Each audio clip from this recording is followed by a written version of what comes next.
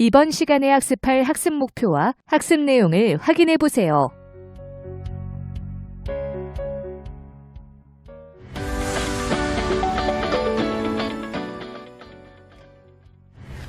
지금부터 축사의 건축이 진행되는 절차에 대해 알아보도록 하겠습니다. 먼저 축사의 정의를 살펴보도록 하겠습니다.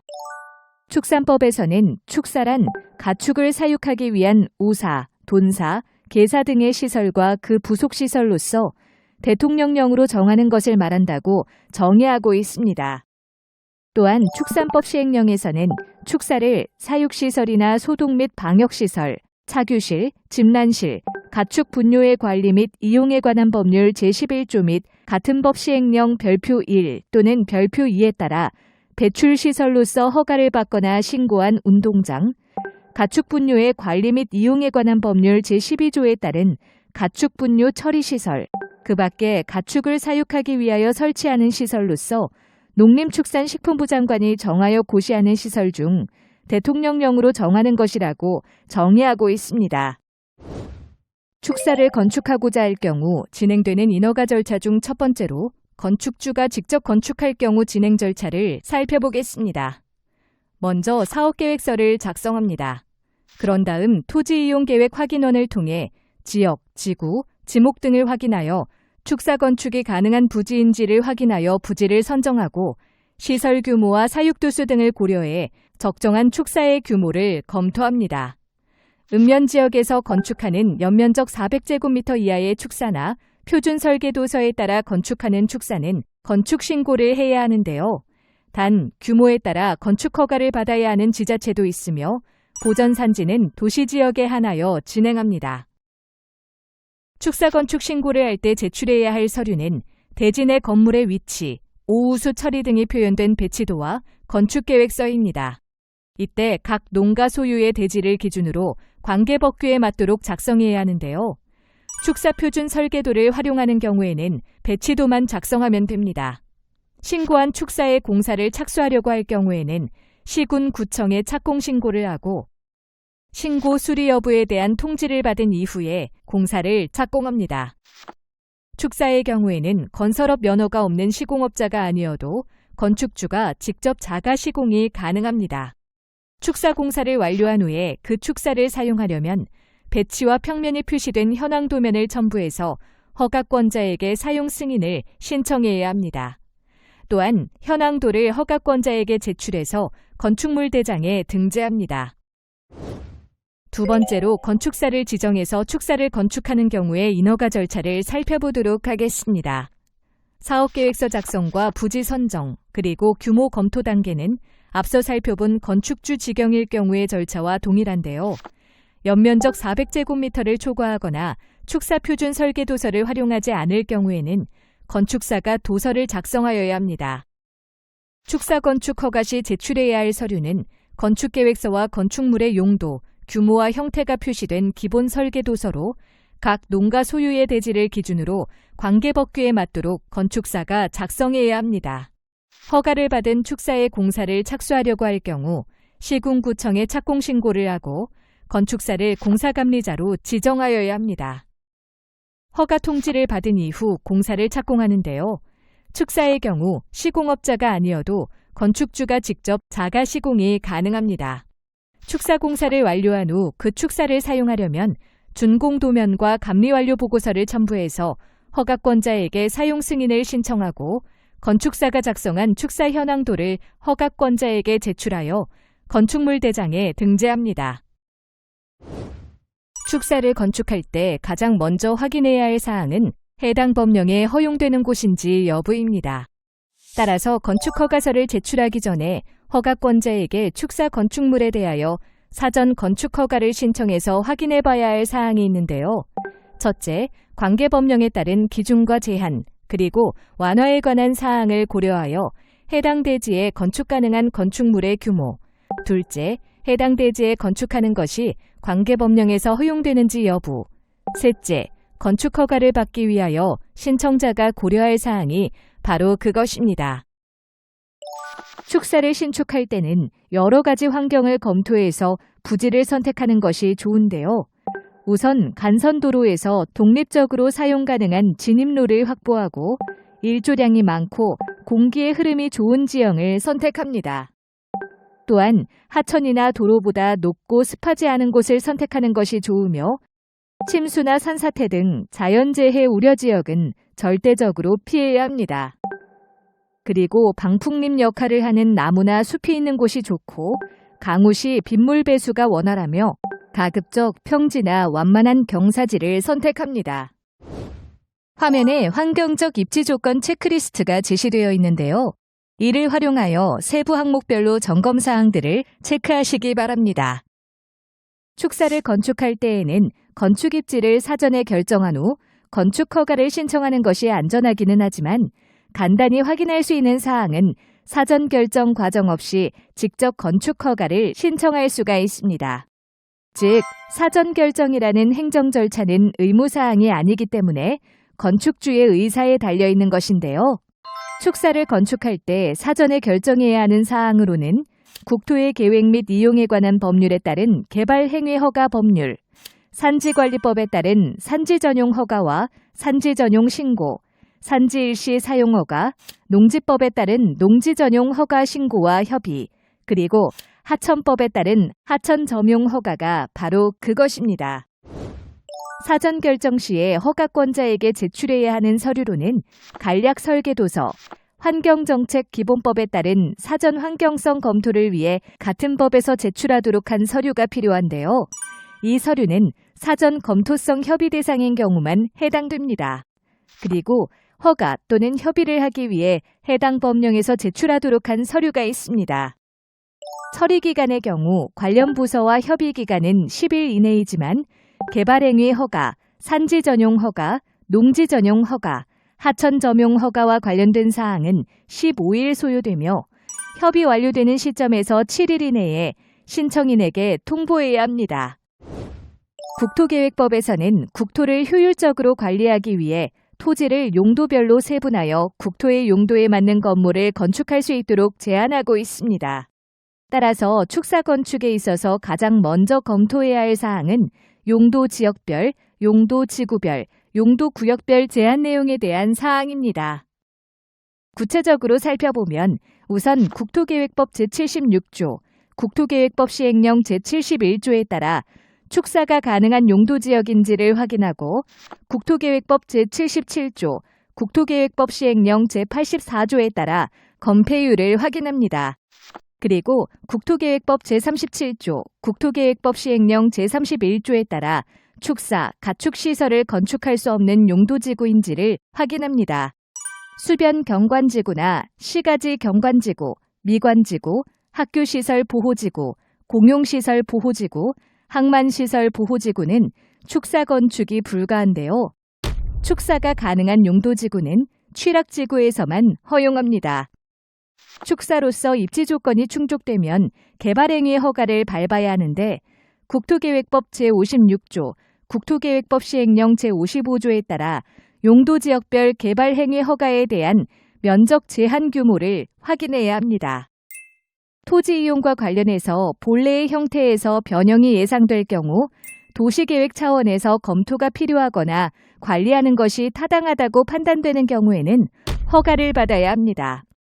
그리고 용도구역에서의 건축 제한에 따라 축사 건축이 불가한지 또는 협의가 가능한지를 확인해야 하는데요. 가축 사육 제한 구역은 축사 건축이 불가하기 때문에 해당 지자체의 조례를 확인해야 합니다. 개발 제한 구역에 기존의 축사나 퇴비사가 있는 경우 기존 면적과 합쳐서 축사는 1000제곱미터 이하, 퇴비사는 300제곱미터 이하까지 허용되고 학교 환경 위생 정화 구역은 경계로부터 200m, 정문으로부터 50m 이내에는 축사 건축이 불가합니다. 상수원 보호구역도 축사 건축이 불가하고 군사기지나 군사시설 보호구역은 협의 후 허가가 가능합니다. 수변구역은 수질 보호를 목적으로 특별히 지정하여 관리하는 구역으로 건축물 축조 시에도 별도의 행위 제한을 받습니다. 따라서 국토의 계획 및 이용에 관한 법률과 건축법에서 허용이 가능한 건축물이라 하더라도 수변구역에 해당되면 수변구역관리 적용을 받아 건축 가능 행위가 제한됩니다. 따라서 수변구역에서 건축 행위를 하고자 할 경우는 사전에 해당 지자체에 꼭 확인을 해야 합니다. 기반시설이 완성된 도시지역에서 건축되는 일반 건물과 달리 도시지역과 충분한 거리를 두고 건축해야 하는 특수성으로 인해 진입도로의 확보와 포장, 동력의 인입, 상수원의 확보를 위한 모든 기반시설을 축사건축에 적합한 환경을 만들어가면서 건축을 해야 하는 어려움이 있습니다. 축사시설 관련 주요 법령으로는 국토의 계획 및 이용에 관한 법률을 비롯하여 화면에 제시된 것과 같이 다양한 법령이 있는데요. 이때 관련 법령들의 적용 여부에 대한 충분한 검토가 필요합니다. 축사 건축을 위해 받아야 하는 허가사항과 신고사항에 대해 살펴보도록 하겠습니다. 먼저 건축 허가에 대한 내용입니다. 건축법 제11조에 의하면 건축물을 건축하거나 대수선하려는 자는 허가권자의 허가를 받아야 하며 건축 허가를 받으려는 자는 허가 신청서에 설계도서와 허가 등을 받거나 신고를 하기 위하여 관계법령에서 제출하도록 의무화하고 있는 신청서와 구비 서류를 첨부하여 허가권자에게 제출해야 하고 해당 대지의 소유권을 확보해야 합니다. 또한 시장 군수는 건축물의 건축을 허가하려면 미리 건축계획서와 건축물의 용도, 규모, 형태가 표시된 기본 설계도서를 검토하여 승인을 하여야 합니다. 건축법 제11조에 따른 건축허가 기준은 다음과 같습니다. 참고하시기 바랍니다. 다음은 건축신고에 대한 부분입니다. 건축법 제14조에서는 허가 대상 건축물이라 하더라도 허가권자에게 신고를 하면 건축허가를 받은 것으로 간주하는 사항에 대해 규정하고 있는데요. 첫째, 바닥 면적의 합계가 85제곱미터 이내의 증축, 개축 또는 재축되는 건축물의 건축. 둘째, 관리지역이나 농림지역 또는 자연환경보전지역에서 연면적이 200제곱미터 미만이고 3층 미만인 건축물의 건축. 셋째, 연면적이 200제곱미터 미만이고 3층 미만인 건축물의 대수선. 넷째, 주요 구조부의 해체가 없는 등 대통령령으로 정하는 대수선. 다섯째, 그 밖의 소규모 건축물로서 대통령령으로 정하는 건축물의 건축이 이에 해당합니다. 여기서 말하는 소규모 건축물로서 대통령령으로 정하는 대상 건축물의 범위가 화면에 제시되어 있으니 참고로 확인해 보시기 바랍니다.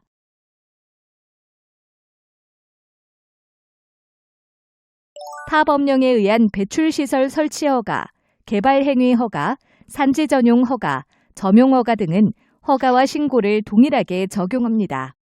그리고 허가 대상의 경우 설계도서 작성은 건축사가 해야 하지만 신고 대상은 건축주가 직접 할 수 있습니다. 가축분뇨의 관리 및 이용에 관한 법률에서 규정하고 있는 가축분뇨 배출시설 설치 허가에 대한 내용을 살펴보도록 하겠습니다. 일정 규모 이상의 배출시설을 설치하려고 하거나 설치 운영 중인 자는 배출시설의 설치 계획을 갖추어 시장, 군수, 구청장의 허가를 받아야 합니다. 그리고 허가를 받은 자가 중요 사항을 변경하고자 할 경우에는 변경 허가를 받아야 하고 그 밖의 사항을 변경하려고 할 경우에는 변경 신고를 해야 합니다. 허가 대상 배출시설과 관련한 자세한 내용은 해당 표를 통해 확인해 보시기 바랍니다. 그리고 허가 대상에 해당하지 않는 배출시설 중 일정 규모 이상의 배출시설을 설치하려고 하거나 설치 운영 중인 자는 시장, 군수, 구청장에게 신고해야 하며 신고한 사항 중 환경불령으로 정하는 사항을 변경하고자 할 경우에도 변경 신고를 해야 합니다. 신고 대상 배출시설과 관련된 자세한 내용은 해당 표를 통해 확인해 보시기 바랍니다. 이어서 산지관리법에서 규정하고 있는 산지 전용 허가에 대한 내용을 살펴보도록 하겠습니다.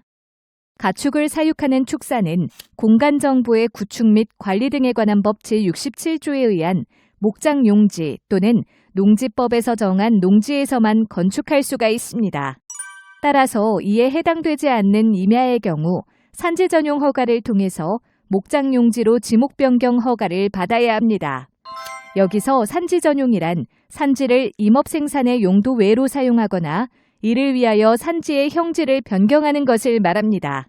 산지 전용 허가 구분은 다음과 같이 합니다. 임업용 산지의 경우 3만 제곱미터 이하까지 축사 건축이 가능하지만 공익용 산지는 축사 건축을 위한 전용 허가가 불가합니다. 그리고 준보전 산지는 행위 제한이 없습니다. 농지법에서는 농지의 이용 목적에 맞지 않는 경우에 건축물 허가를 제한하고 있는데요. 다행히 농지법 제2조에서 축사가 포함되기 때문에 별도의 전용 허가를 받지 않아도 됩니다. 다만 부속시설로서 관리사의 경우 해당 축사에서 사용하는 가축의 관리를 위하여 설치하는 시설로서 연면적 33제곱미터 이하이고 주거 목적이 아닌 경우에만 허가를 받을 수 있습니다. 다음으로 도로법 제61조에 의한 도로의 점용 허가에 대한 내용을 살펴보도록 하겠습니다. 도로란 차도, 보도, 자전거 도로, 측도, 터널, 교량, 육교 등을 말하는 것으로 도로법에서 정한 시설이나 공작물을 의미하는데요. 축사를 포함한 모든 건축물을 건축하기 위해서는 도로에 접해야 허가를 받을 수 있습니다. 축사 건축을 위해 도로를 점용하려는 자는 도로관리청의 허가를 받아야 합니다. 다음으로 수도법에 의한 상수도 공급 신청에 대한 내용을 살펴보도록 하겠습니다. 수도법에 의하면 일반 수도 사업자는 수돗물의 요금이나 급수 설비에 관한 공사의 비용 부담, 그 밖에 수돗물의 공급 조건에 관한 규정을 정하여 수돗물의 공급을 시작하기 전까지 인가관청의 승인을 받도록 규정하고 있습니다. 다음은 보호구역에서의 금지 또는 제한에 대한 내용입니다. 통제보호구역 안에서는 건축물을 신축할 수 없습니다. 하지만 관할부대장 등이 군사작전에 지장이 없다고 판단한 건축물의 신축은 가능한데요. 창고시설 또는 동물이나 식물 관련 시설로서 연면적의 합계가 200제곱미터 이하인 건축물이나 농업용, 임업용, 축산업용 또는 어업용으로 신축하는 가설 건축물로서 연면적의 합계가 200제곱미터 이하인 건축물이 이에 해당합니다. 다음으로 개발제한구역에서의 행위 제한에 대한 내용입니다. 축사는 한 가구당 기존 면적을 포함하여 1,000제곱미터 이하로 설치해야 하는데 이 경우 축사에는 33제곱미터 이하의 관리실을 설치할 수 있습니다. 그리고 수도권과 부산권의 개발제한구역에 설치하는 축사의 규모는 한 가구당 기존 면적을 포함하여 500제곱미터 이하로 설치하도록 규정하고 있습니다. 퇴비사나 발효퇴비장은 기존 면적을 포함하여 300제곱미터 이하로 설치하되 발효퇴비장은 유기농업을 위한 경우에만 설치할 수 있습니다. 다음으로 소독설비와 방역시설 설치에 대한 내용을 살펴보도록 하겠습니다. 가축 사육시설을 갖추고 있는 가축의 소유자는 가축 전염병이 발생하거나 퍼지는 것을 막기 위해 농림축산식품부령으로 정하는 바에 따라 소독설비와 방역시설을 갖추어야 하는데요. 다만 50제곱미터 이하의 가축 사육시설을 갖추고 있는 경우에는 울타리나 방조망, 분무용 소독장비, 신발 소독조 등의 소독설비와 방역시설을 갖추면 됩니다. 참고로 2015년 6월 이전에 건축된 가축 사육시설의 경우 300제곱미터 이하는 이 규정에서 제외됩니다. 마지막으로 축산업의 허가에 대해 살펴보도록 하겠습니다. 2013년 축산업 허가제가 도입된 이후 대통령령으로 정하는 가축 종류와 사육시설 면적 기준에 해당하는 경우에는 반드시 허가를 받아야 하는데요.